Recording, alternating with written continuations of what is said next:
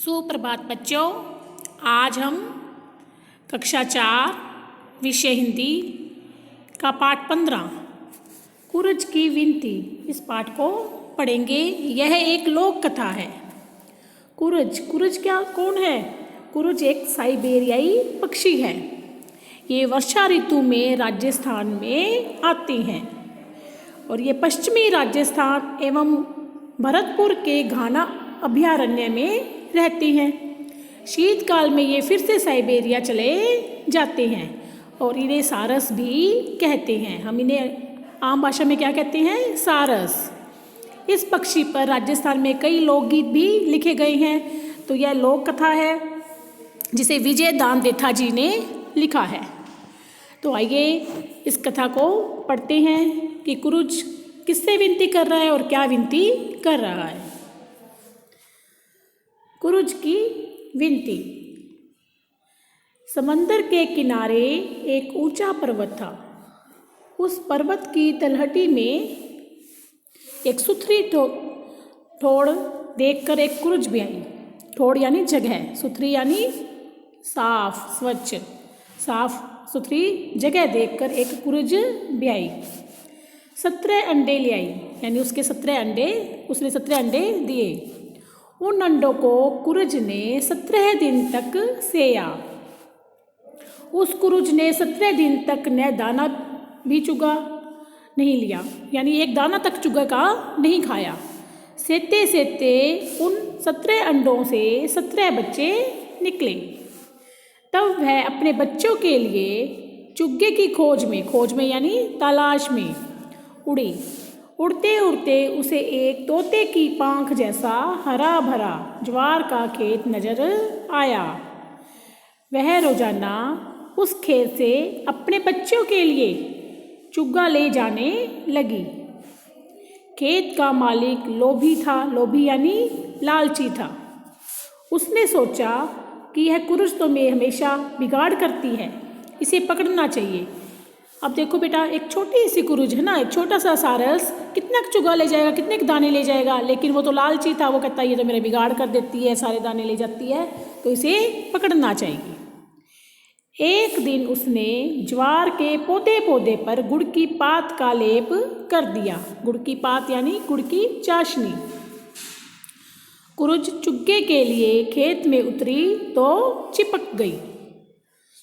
कुरज उड़ने के लिए झटपटाने लगी तो किसान ने आकर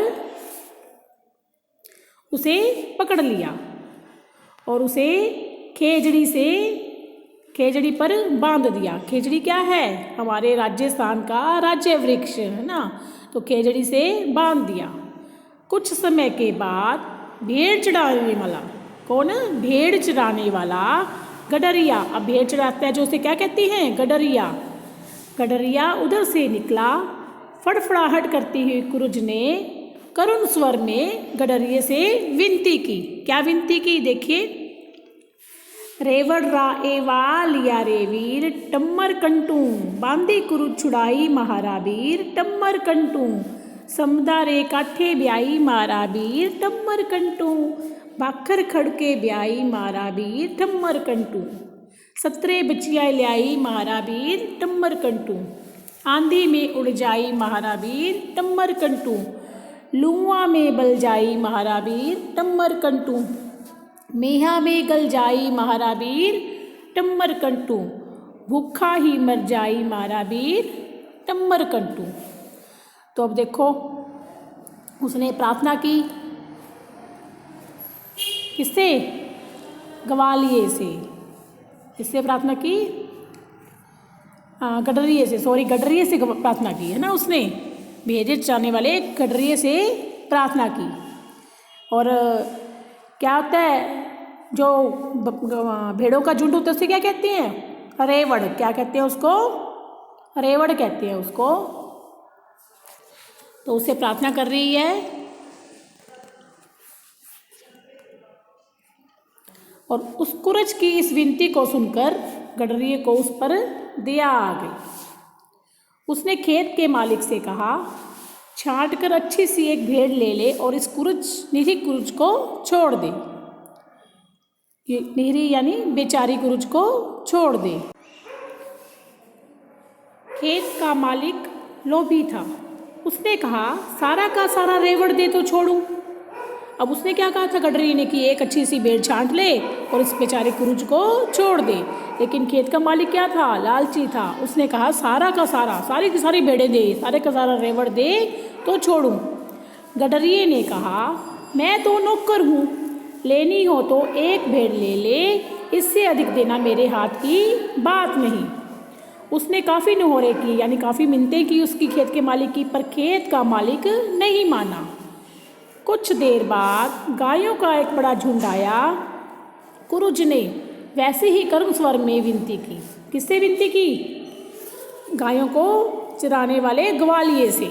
क्या कहती है अब कुरुज देखो, गावा गवालिया रे वीर टम्मर कट्टू, बांधे कुरुज छुड़ाई महारा वीर टम्मर कंटू, समदा रे काठे ब्याही मारा वीर टम्मर कंटू। क्या कह रही है? हे गायों के ग्वाले, हे मेरे भाई, बांधी कुरुज को बांध रखा है, उसको छुड़ा ले। समदा रे काठे ब्याही मेरा महारा वीर, मैं कहाँ पे ब्याही हूँ? समुद्र के किनारे पर ब्याही हूँ। अब ऐसी उससे भी प्रार्थना करती है।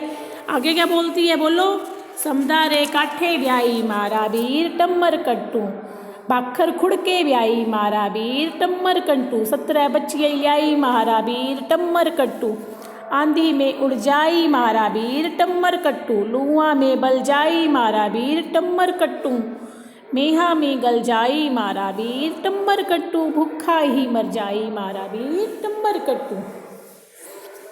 तो ऐसी ही प्रार्थना उससे भी करती है। इन लाइनों का क्या अर्थ है बेटा?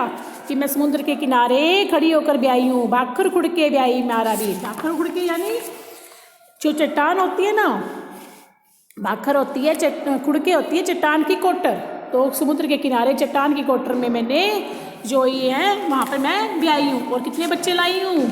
17 बच्चे, मेरे 17 बच्चे हुए हैं। अगर मैं ना गई तो वो आंधी में उड़ जाएंगे और लुओं में यानी गर्मी में वो बल जाएंगे, झुलस जाएंगे, और बारिश आ गई तो वो क्या हो जाएंगे? गल जाएंगे, और इस प्रकार वे भूखे ही मर जाएंगे। तो आप उससे ऐसी करुण स्वर में उससे विनती करती है ना। तो क्या होता है? कुरुज की विनती सुनकर ग्वाले को दया आ गई। उसने खेत के मालिक से कहा छांट कर एक अच्छी सी गाय ले ले और इस कुरुज को छोड़ दे। पर खेत का मालिक अत्यंत लोभी था। उसने कहा सारी की सारी गायें दे तो छोड़ूं। ग्वाले ने कहा मैं तो नौकर हूँ, इससे अधिक देना मेरे हाथ की बात नहीं। लेनी हो तो एक बढ़िया गाय ले ले। काफ़ी समय तक निहोरे किए तब भी वह नहीं माना। फिर कुछ देर बाद भैंसों का झुंड आया।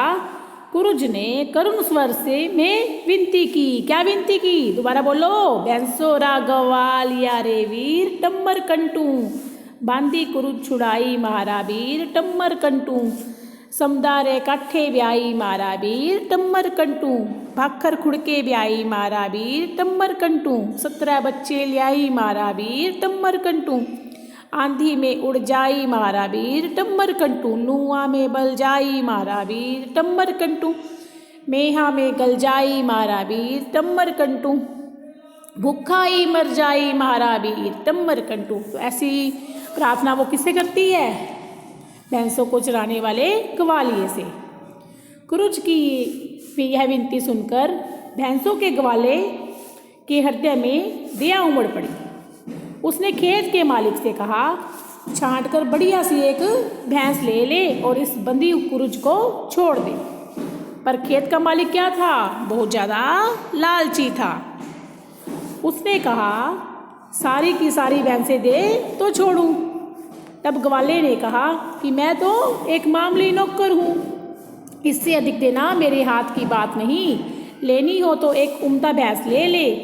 बहुत निहोरे, उम्दा यानी अच्छी सी, बहुत निहोरे किए पर वह नहीं माना, सो नहीं माना। कुछ समय बाद ऊँटों का झुंड उधर से गुजरा। कुरुज ने हृदय चीर देने वाले स्वर में उससे भी विनती की। क्या कहा उसको? सांडिया रा रे वाल यारे वीर टम्मर कंटू, बांधी कुरुज छुड़ाई महारा वीर टम्मर कंटू, समदार रे काठे ब्याई मारा वीर टम्मर कंटू। तो ऐसी ही सारी जो विनती थी उससे भी की। कुरुज की यह विनती सुनकर गडरिये को काफ़ी दया आई। गडरिया क्या लेके जा रहा था उस समय? ऊँट। उसने खेत के मालिक से कहा, छांट कर एक अच्छा सा ऊँट ले ले और इस बंधी कुरुज को छोड़ दे। पर खेत का मालिक क्या था? बहुत लोभी था। उसने कहा, सारे का सारा झुंड दे तो छोड़ूं। क्या कहा? कि सारे के सारे ऊँट दे पहले, फिर छोड़ूंगा। तब गवालिये ने कहा, गडरिये ने कहा, मैं तो एक मामूली नौकर हूँ, इससे अधिक देना मेरे बात की बात नहीं। लेना हो तो एक बढ़िया सा ऊँट ले ले। बहुत न्योरे किए, तब भी वह नहीं माना, सो नहीं माना। कुछ देर बाद सामने के बिल से एक ऊंदरा निकला। ऊंदरा यानी चूहा। विवश कुरुज ने छटपटाते हुए उससे भी करुण स्वर में विनती की। क्या विनती की? देखो, प्याल देश राजा रे वीर टम्मर कंटू। प्याल यानी पाताल देश के राजा मेरे भाई, बांधे कुरुज छुड़ाई महारा वीर, की कुरुज को बांध रखा है, उसको छुड़ा दो। समदा रे काठे ब्याई महारा वीर टम्मर कंटू, भाकर खुड़के ब्याई महारा वीर टम्मर कंटू, 17 बचिए ल्याई महारा वीर टम्मर कंटू, आंधी में उड़ जाई महारा वीर टम्मर कंटू, लुआ में बल जाई महारा वीर टम्मर कंटू, मेहा में गल जाई महारा वीर टम्मर कंटू, भूखा ही मर जाई महारा वीर टम्मर कंटू। तो ऐसी सारी प्रार्थना जो है वो किससे करती है? चूहे से करती है। तो कुरुज की यह विनती सुनकर ऊंदरे का यानी चूहे का हृदय फट सा गया। उसने उसकी आंखों से आंसू छलछलाए। खेत के मालिक पर उसे बहुत अधिक क्रोध आया। क्या आया? उसको बहुत अधिक गुस्सा आया। फिर भी उसने संयत स्वर में कहा, यदि तू इस कुरुज को छोड़ दे तो तुझे मैं सोने की एक माला दूंगा, पूरे 108 मनकों की। सोने के दमकते पीले रंग से खेत के मालिक की आंखें चौंधिया सी गई। बोला, मैंने किसी की बात नहीं मानी, अड़ा रहा, पर तेरा कहना तो मानना ही पड़ेगा। अब सोना किसे अच्छा नहीं लगता है ना, तो क्या कहते हैं उसको? पर तेरा कहना तो मानना ही पड़ेगा। किंतु केवल सोने की माला से काम नहीं सरने वाला। अब वो लालची तो है ही, क्या कहते हैं उसको भी, कि एक सोने की माला से काम नहीं सरने वाला। सोने का एक बाजोटा और सोने का एक वचनी मुकुट भी दे तो इस कुरुज को छोड़ दूं।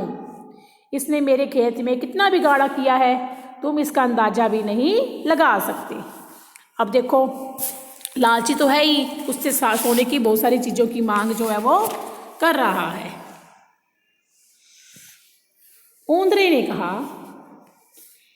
तू कहे तो ये तीनों चीज़ें देने में मुझे कोई एतराज नहीं है, मेरे कुछ भी घाटा नहीं पड़ेगा, पर कुरुज को पहले छोड़, मुझे तेरे पर विश्वास नहीं है। खेत के मालिक ने ज़्यादा हट किया तो ऊंदरे ने बिल के पास वे तीनों चीज़ें लाकर रख दी, यानी बिल के बाहर लाकर रख दी। ये पड़ी है, पहले तू कुरुज को छोड़ दे तो मैं तुझे ये सारी चीज़ें दे दूंगा। खेत का मालिक खुशी में बावला सा हो गया, यानी पागल सा हो गया। इतना सोना देखकर वो क्या हो गया? खुशी में पागल सा हो गया। उसने उसी पल कुरुज को छोड़ दिया।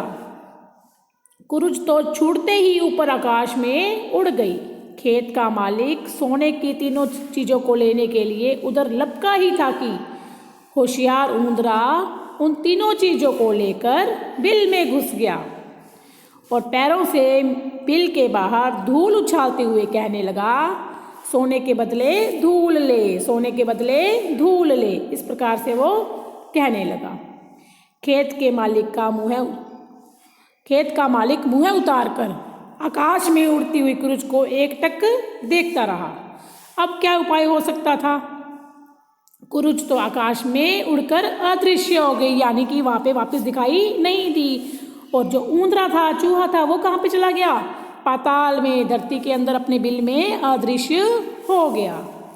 तो इस प्रकार से यह विजय दान देथा जी द्वारा लिखी गई एक लोक कथा जो कि उन्होंने किस पर लिखी है, साइबेरियाई पक्षी कुरुज पर, सारस पर लिखी है, जो हमारे राजस्थान में भरतपुर के गाना, जो गाना पक्षी विहार है वहाँ पर आते हैं। और जैसे ही हमारे यहाँ ठंड शुरू हो जाती है तो वो वापस साइबेरिया चले जाते हैं। तो आपको ये कथा समझ में आई होगी और बहुत अच्छी भी लगी होगी। धन्यवाद।